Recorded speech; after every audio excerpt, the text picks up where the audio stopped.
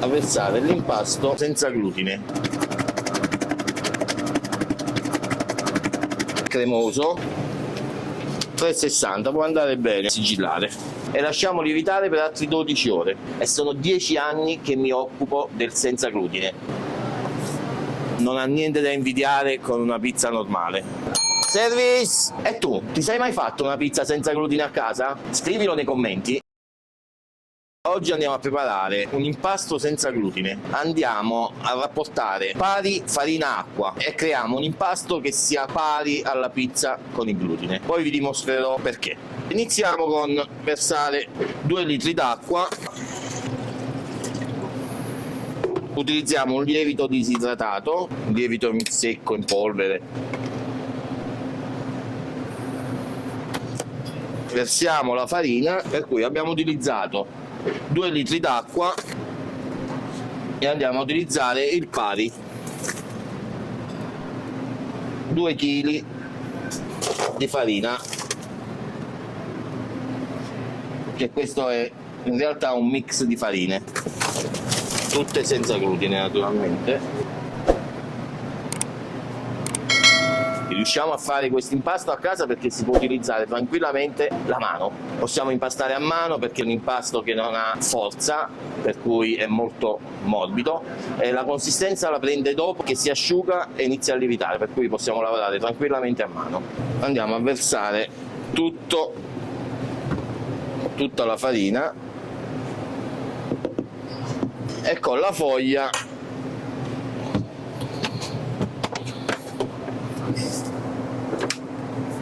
andiamo a impastare alla prima velocità per 4 minuti.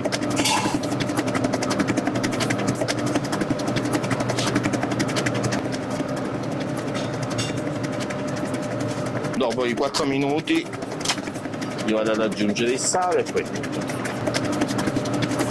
Da questo impasto che andiamo a creare usciranno all'incirca 11 panetti. Ogni panetto siamo sui 350 grammi. Naturalmente dobbiamo essere leggermente più alti perché tende a rompersi, non ha tanta forza, per cui facciamo il panetto leggermente più grande.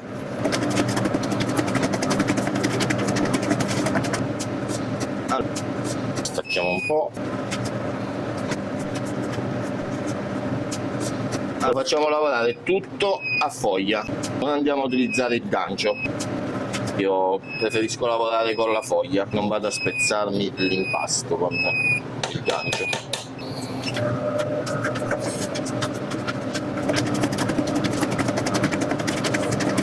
È arrivata una comanda di una pizza che adesso andiamo a preparare. Rispetto a una pizza tradizionale, la difficoltà maggiore è la stesura. Se noi andiamo a stendere una pizza con glutine possiamo utilizzare qualsiasi movimento, a schiaffo, a stesura al banco, farla volare, mentre invece con l'impasto senza glutine è impossibile, perché non avendo maglia glutinica non ha forza e non possiamo fare tanti movimenti. È necessario utilizzare una stesura molto delicata, dando ugualmente il suo cornicione alla pizza e far sì che facciamo un prodotto buono.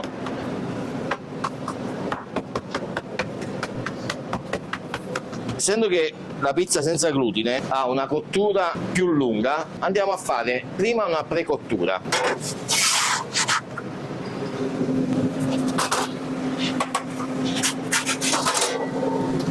Il forno ce l'abbiamo all'incirca 500 gradi, 4,50. Adesso è a 500 ma va a scendere. La precottura che andiamo a fare è all'incirca 1 minuto e poi andiamo a fare la chiusura della pizza e finiamo la cottura con un altro minuto e mezzo più o meno.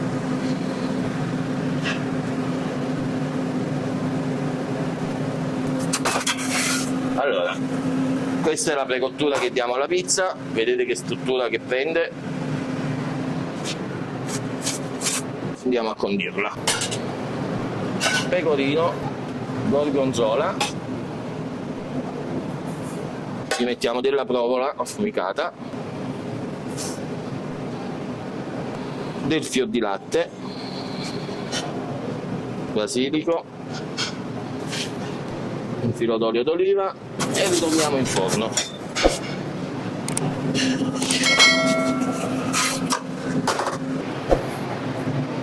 Se il forno era leggermente più basso cuocevamo direttamente sulla pietra, visto che il forno è molto alto perché è la prima pizza che cuociamo, allora abbiamo usato una griglia di cottura per evitare che brucia sotto. La lasciamo 30 secondi e adesso andiamo a chiuderla con fonduta di bufala e una cialdina croccante di grana.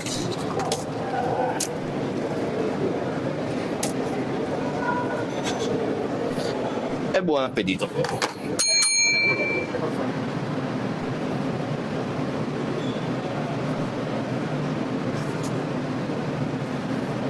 Abbiamo finito il primo giro di 4 minuti, adesso rifacciamo altri 4 minuti ma alla seconda velocità, andando a versare il sale e l'olio ma a filo, un po' per volta.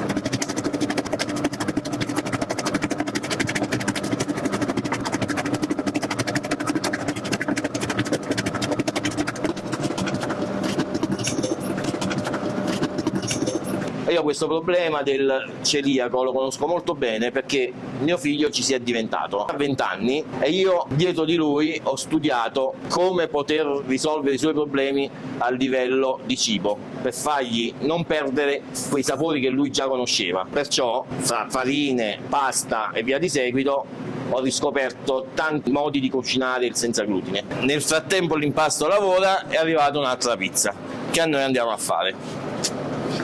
Ed è una margherita con rucola e gorgonzola. Una volta che stendiamo un po', togliamo dalla farina e iniziamo ad allargare. Anche qua andiamo a fare una doppia cottura. Andiamo a utilizzare solo una parte di pomodoro.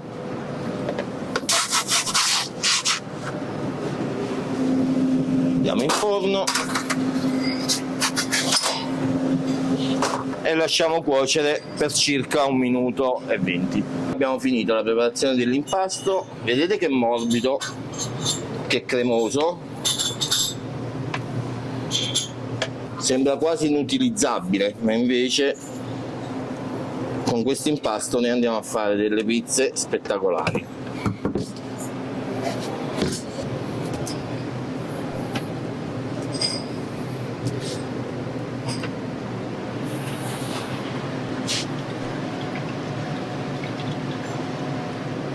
Lo lasciamo in massa e lo facciamo lievitare un po'. Trascorso il tempo necessario di lievitazione andiamo a fare i panetti. Qui abbiamo finito la prima cottura, andiamo a versare il restante del pomodoro che mancava, mozzarella fior di latte, gorgonzola, qualche foglia di basilico, filo d'olio e andiamo in cottura.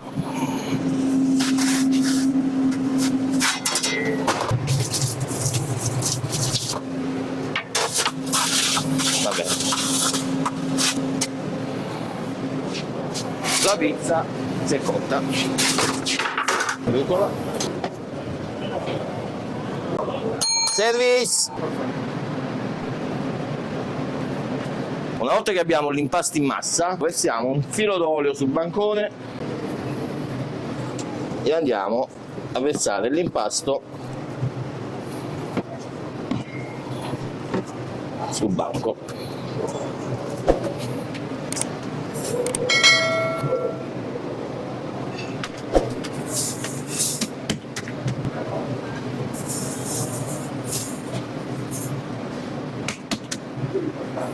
Un'ora di lievitazione. Io Massimo Ranieri, pizzaiolo, sono 20 anni adesso che faccio questo lavoro e sono 10 anni che mi occupo del senza glutine, studiando, facendo corsi e aggiornandomi frequentemente. Se sei interessato ad approfondire il senza glutine a casa o anche al lavoro, io sono pronto ad aiutarti. Scrivilo nei commenti che verrai ricontattato. Trascorso un'ora di lievitazione che l'impasto ha riposato e iniziato a lievitare, facciamo i panetti. Ci bagniamo le mani d'olio. Prendiamo un panetto,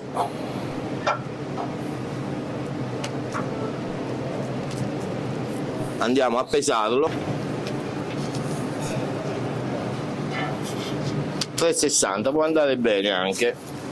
Noi siamo sui 3,50, 3,60. I panetti sono leggermente più pesanti perché l'impasto senza glutine è molto più leggero, per cui se noi mangiamo una pizza con l'impasto classico di 280 grammi ha la stessa consistenza di quella da 350 grammi che noi utilizziamo per il senza glutine. Lo andiamo a mettere in una busta per alimenti che noi andiamo a far lievitare l'impasto all'interno per far sì che non si seccano e che anche se lievitano rimangono ben strette, e lasciamo lievitare a temperatura ambiente per 4 ore. Dopo le 4 ore andiamo a metterle in frigo per altre 12 ore, poi possiamo utilizzarle per fare la pizza e il risultato della pizza è quello che vi ho fatto vedere, e vi dico la verità, non ha niente da invidiare con una pizza normale.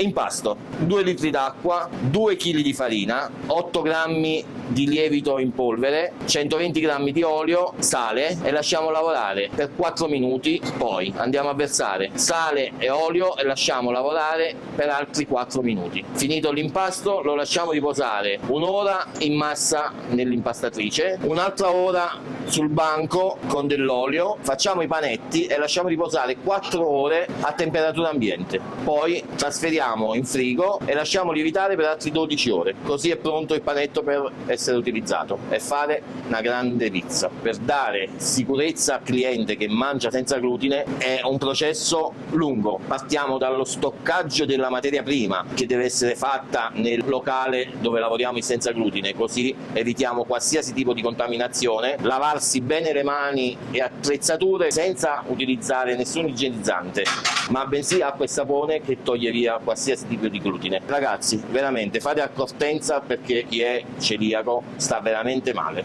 E tu, ti sei mai fatto una pizza senza glutine a casa? Prova il mio impasto a casa e poi scrivilo nei commenti come ti sei trovato. Dico sempre di andare nei locali dove hanno le strutture dedicate. E noi tutti di Rosso Pomodoro hanno il loro locale per lavorare il senza glutine. Non abbiamo contaminazione, per cui diamo la sicurezza al cliente di mangiarsi una pizza con tranquillità.